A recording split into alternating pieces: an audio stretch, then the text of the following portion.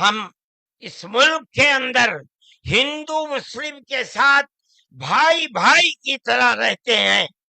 ہم نے ملک کی آزادی کے بعد بدقسمتی سے ملک کی تقسیم کے بعد سے ہم نے اس ملک کے اندر آپس کے اختلاف کو دیکھا، یہاں تک کہ اختلاف ہوتے ہوتے حکومتیں بدلتے بدلتے حکومت بی جے پی کی آئی.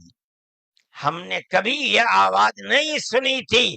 ہم نے یہ بھی سنا کہ ان 20 کروڑ مسلمانوں کو گھر واپس کرو.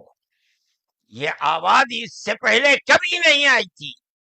فرقہ پرست ذہنیت اتنی آزاد ہو گئی کہ وہ یہ سمجھتی ہے کہ ہم 20 کروڑ مسلمانوں کو پھر دوبارہ واپس کر کے اپنے گھر کی طرف لے جائیں گے، یعنی اس کا مطلب ہے کہ ہم ان کو ہندو بنائیں گے، اس لیے کہ ہندو ان کا گھر ہے، ان کے باپ دادا ہندو تھے.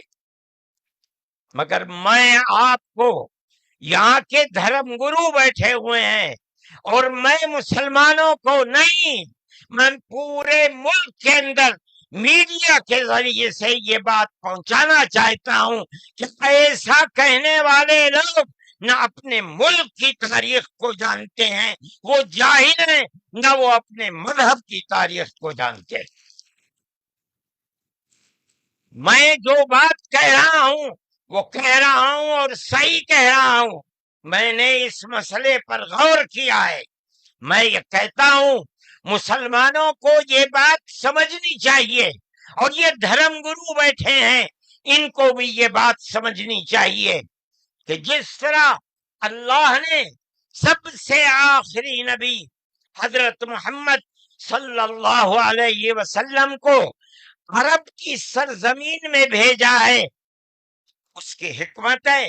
وہ اگر چاہتا امریکہ میں بھیج دیتا، وہ اگر چاہتا ان کو افریقہ میں اتارتا، وہ اگر چاہتا سوئٹزرلینڈ میں اتارتا، وہ اگر چاہتا دنیا کے کسی ملک کے اندر اتارتا، لیکن اس کی حکمت کہ اس نے سب سے آخری نبیوں کے سردار کو اگر اتارا تو عرب کی سرزمین میں اتارا.